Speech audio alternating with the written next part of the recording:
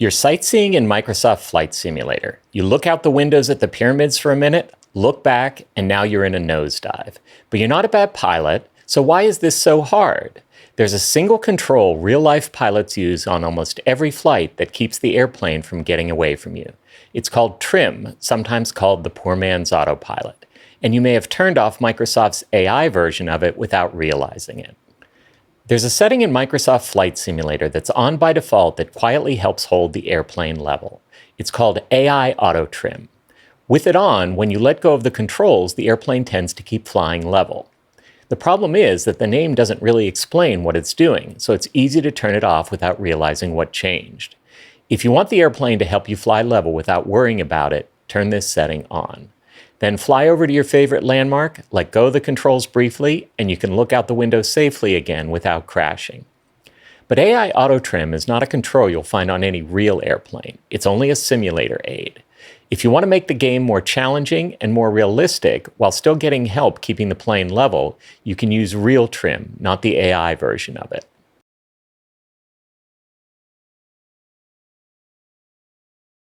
Trim is something that real pilots use every day to help make flying easier. It's super easy to use because it's not a complicated computer autopilot. Let me show you how it works. First, turn AI AutoTrim off.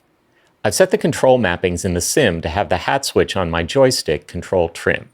If that's not the way your controls work, don't worry, I'll show you how to set up the buttons in a minute. I just want to show you what it does first. I'll start flying straight and level. I'm having to hold pressure on the stick to keep it level.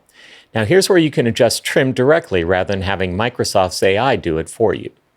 Use down trim to push the nose down if the airplane wants to climb. Use up trim if the airplane wants to descend. Make only small adjustments while holding the airplane level. Now slowly relax your hand and see what happens.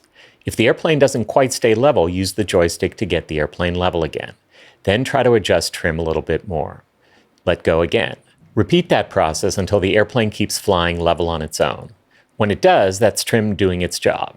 It may slowly drift up or down a little, and that's normal. You may have to keep a little pressure still on the stick or adjust it every so often, but it's far less than you would have to do without it. That's exactly how pilots use trim in real airplanes. And that same adjustment is what AI AutoTrim was doing for you automatically before. The rule of thumb is, get the airplane steady and set trim up or down so the airplane keeps doing that same thing. It may take some practice, but it'll make things easier in the long run.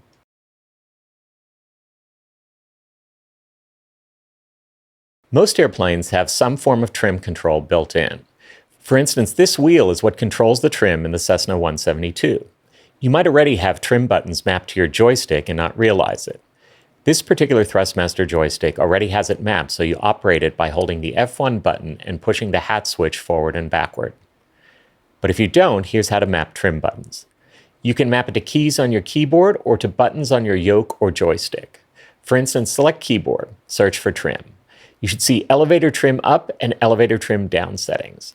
Pick a new key to trigger these. You may need to create a new profile, then hit save. Now you can use these buttons to adjust trim so that it keeps the plane flying level without having to touch the controls very much.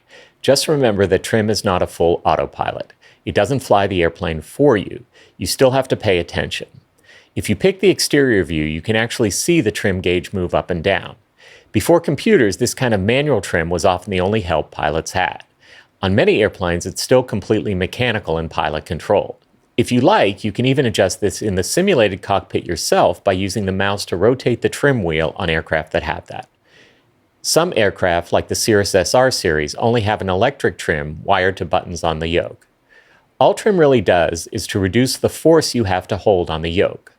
Anytime you change pitch, power, flaps, or configuration, you'll need to retrim. Trim works in level flight, but it also works in a steady climb or steady descent. Using trim isn't cheating. It's how airplanes are designed to be flown. If you want to understand in depth how trim works, check out my previous video on this channel. There's also a flight lesson built into Microsoft Flight Simulator itself that lets you practice using it.